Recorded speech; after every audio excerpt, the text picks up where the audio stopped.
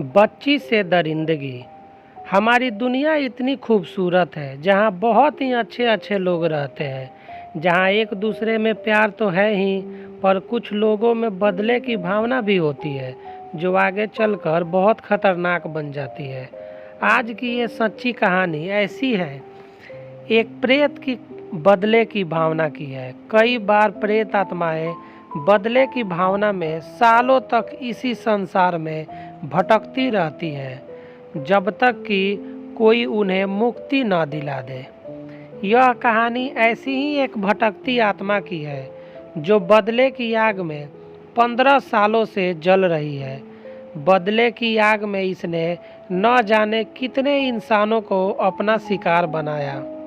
अब यह प्रेत आत्मा किसकी है और यह अपना बदला क्यों और किस तरह से पूरा करेगी, यही है कहानी में जानेंगे।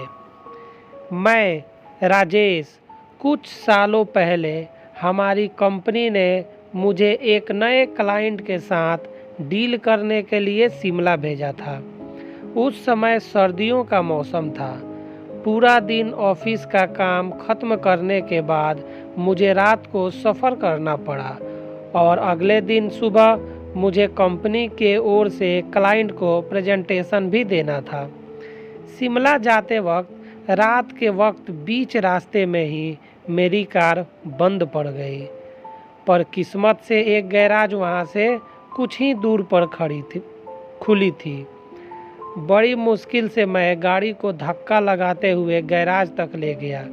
मैकेनिक ने बताया गाड़ी सुबह तक ही ठीक हो सकती है।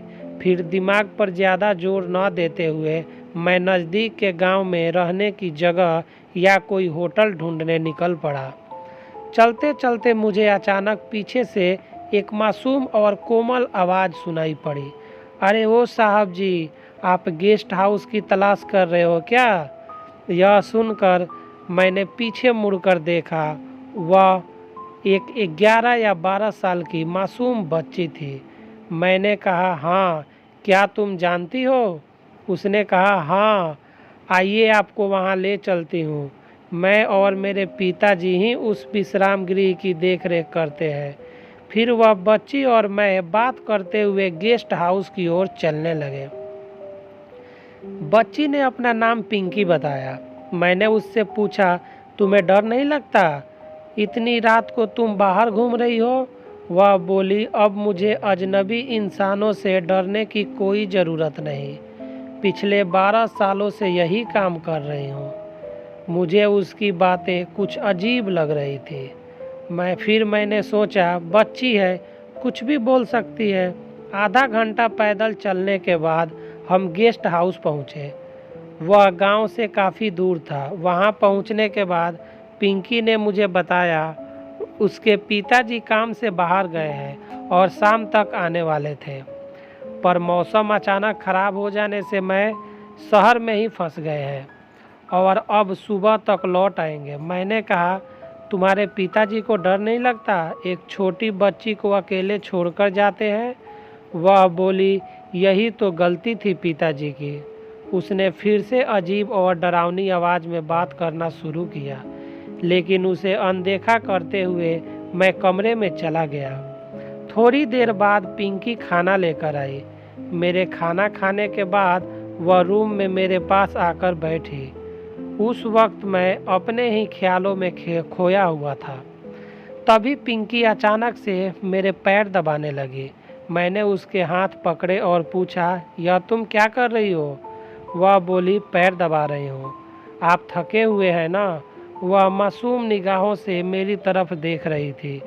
मैंने कहा, देख छोटी, ना ही तो मैं थका हुआ हूँ और ना ही तो मैं तुमसे कभी अपने पैर दबवा सकता हूँ। वह बोली, क्या मैं इतनी बुरी लड़की हूँ? मैंने कहा, नहीं रे पगलू, तुम तो मेरी छोटी बहन जैसी हो और हमारे यहाँ छोटी बहनों से पैर नहीं दबवाते। मेरे ऐसा कहने के बाद वह थोड़ी देर मुझे देखती ही रह गई। उसके चेहरे पर मुस्कान थी। वह बोली, क्या सच में आप मुझे अपनी बहन मानते हो? मैंने कहा, हाँ बिल्कुल, और अब से तू मुझे ये साहब जी नहीं भैया बोला कर, ठीक है? फिर मैंने उससे कहा, मुझे खाने के बाद कॉफ़ी पीने की आदत है, नहीं तो मेरा सिर दुखता है। मेरे कॉफ़ी वाली बात सुनकर उसके चेहरे से हंसी गायब सी हो गई। वह बोली, उसको भी खाने के बाद कॉफ़ी पीने की आदत थी। मैंने पूछा, किसको? उसने मेरी बात का कोई जवाब नहीं दिया और तुरंत कॉफ़ी लाने चली गई। थोड़ी ही देर में वह कॉफ़ी लेकर हाजिर हुई। मैंने कॉफ़ी पीते हुए पिंकी को फिर से पूछा, तुम कुछ बोल रही थी? उसको भी कॉफ़ी की आदत थी, ऐसा ही कुछ? पिंकी बोली, जाने दो भैया, आप दुखी हो जाओगे। मैंने कहा, अब बोल भी दे छोटी, अगर हम अपना दुख किसी के साथ बांटते हैं तो हमें अच्छा महसूस होता है। पिंकी बोली, तो फिर सुनो, ये कहानी है एक मासूम लड़की और एक भयानक दरिंदे की। ऐसा ही एक गेस्ट हाउस था। उसकी देखभाल एक गरीब बाप बेटी करते थे। एक दिन लड़की के पिताजी शाम के समय तूफान की वजह से शहर में फंस गए थे, इसलिए रात को वापस नहीं आ सके। पर उसी रात गेस्ट हाउस में एक बड़ा सरकारी अफसर मेहमान बनकर आया हुआ था। रात में खाने के बाद उस लड़की ने अफसर को कॉफ़ी पिलाई थी। वह मेहमान उसके पिताजी की उम्र का था। रात के समय उसने लड़की को कमरे में ही रुकने के लिए कहा। उस लड़की को भी अकेले डर लग रहा था, इसी कारण वह भी रुक गई। फिर उस अफसर ने लड़की को अपने पैर दबाने के लिए कहा। उसके बाद उस हैवान ने उस मासूम सी बच्ची के साथ वह किया जिससे उस लड़की की ज़िंदगी बर्बाद हो गई। उस हादसे के बाद उस मासूम ने तालाब में कूदकर आत्महत्या कर ली। यह सब देखकर उसके बाप अधमरा हो गया, क्योंकि 1 महीने पहले ही उसने अपनी बीवी को खोया था और अब 12 साल की बेटी। यह हादसा सुनते वक्त पिंकी काफ़ी भावुक हो गई थी। वह बोली, भैया, अगर ऐसा मेरे साथ हुआ तो तुम क्या करोगे? क्या मेरा बदला लोगे? मैंने कहा, तू यकीन नहीं करेगी पिंकी, मेरे मन में भी ऐसा ही बुरा ख्याल आ रहा है। मैं कल सुबह तुम्हारे पिताजी से बात करूंगा और तुम दोनों को मुंबई ले जाऊंगा। मेरी काफ़ी अच्छी पहचान है वहाँ पर। तुम्हारे पिताजी मुंबई नौकरी करेंगे और तुम स्कूल में जाना।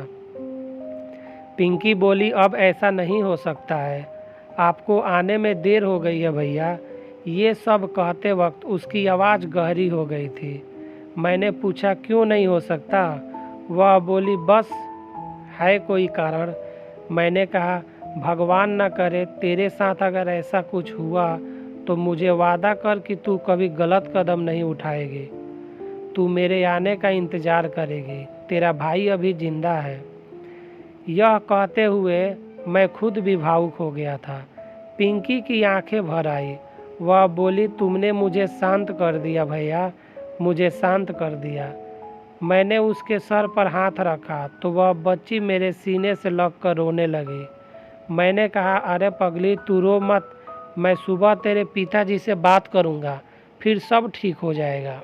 पिंकी बोली, सब ठीक हो गया है भैया, मुझे उसकी बात समझ नहीं आई। मैंने कहा, सब ठीक हो गया है तो रो क्यों रही है? वह बोली, ये खुशी के आंसू है। मैंने घड़ी पर नज़र डाली तो रात के 2 बज रहे थे। मैंने उसे कहा, चल अब रात बहुत हो गई है, सो जा। वह रूम के बाहर जाने लगी तो मैंने उसे रोका और कहा कि तू यहीं बेड पर ही सो जा, नहीं तो मैं नाराज़ हो जाऊंगा, क्योंकि तू बाहर अकेली रात भर डरती रहेगी। मेरे ऐसा कहते ही पिंकी मुझे मना नहीं कर पाई। मैं उसे बेड पर सुलाकर खुद आराम कुर्सी पर सो गया। कुछ देर तक मैं पिंकी के बताए हुए हादसे के बारे में सोचता रहा। फिर मुझे याद आया कि उस हादसे वाली लड़की का नाम उसने बताया ही नहीं। बाद में सोचा कि कल सुबह पूछ लूँगा। सुबह सुबह मेरी नींद पंछियों के चहकने की आवाज़ से खुली और मैंने जब बेड पर देखा तब पिंकी वहाँ नहीं थी। दरवाज़ा खुला था। मुझे लगा शायद वह बाहर अपने पिताजी के आने का इंतज़ार कर रही होगी। फिर मैं ताज़ी हवा लेने और प्रकृति को निहारने के लिए बालकनी में गया। वहाँ से नीचे देखा तो गांव के कुछ लोग इमारत के नीचे खड़े थे और सभी मेरे तरफ आश्चर्य तथा डर की भावना से देख रहे थे। मैंने उन सभी को हाथ जोड़कर राम राम किया। उनमें से सबसे बुजुर्ग आदमी ने मुझसे इशारा करके नीचे बुलाया। जब मैं नीचे पहुंचा तब उस बुजुर्ग ने पूछा, तुम कौन हो और यहाँ पर क्या कर रहे हो? मैंने कहा, मैं राजेश हूँ।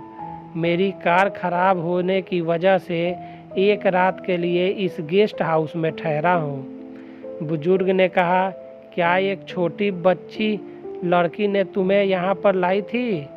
उस समय जब मैंने हाँ में जवाब दिया, वह सुनते ही सभी चेहरों के रंग उड़ गए।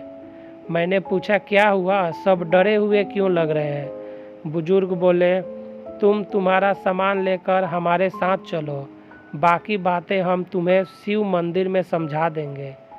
उन सब के चेहरे देखकर कुछ कुछ बातें मेरे समझ में आ रही थी और मैं जब सामान लेने गेस्ट हाउस में गया तब वहाँ का नज़ारा देखकर दंग रह गया।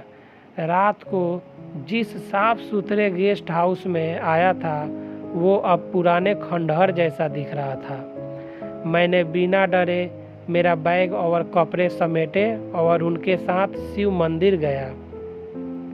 वहाँ पर गांव के और भी लोग आए थे। मैंने गेस्ट हाउस में जो कुछ हुआ वह सब बताया और फिर उनमें से एक बुजुर्ग उठा और मेरे पैर पड़ने लगा। मैंने कहा, आप ऐसा क्यों कर रहे हो? वह रोने लगे और बोले, तुमने मेरी बेटी की भटकती रूह को मुक्ति दिला दी, जो 15 सालों से बदले की आग में जल रही थी। मंदिर के पुजारी ने बताया, जो लड़की तुम्हें रात को गेस्ट हाउस ले गई थी वह 12 साल पहले मर चुकी है और ये उसी के पिताजी हैं। उसी गेस्ट हाउस में पिंकी की रूह ने न जाने कितनों की जानें ली। पर तुम अच्छे इंसान हो राजेश, तुमने उसे विश्वास दिलाया कि इस दुनिया में अच्छे लोग भी होते हैं। आज उसकी आत्मा को मुक्ति मिल गई है। यह सब सुनने के बाद मैंने सवाल किया, आपको कैसे पता चला कि मैं गेस्ट हाउस में ठहरा हूँ?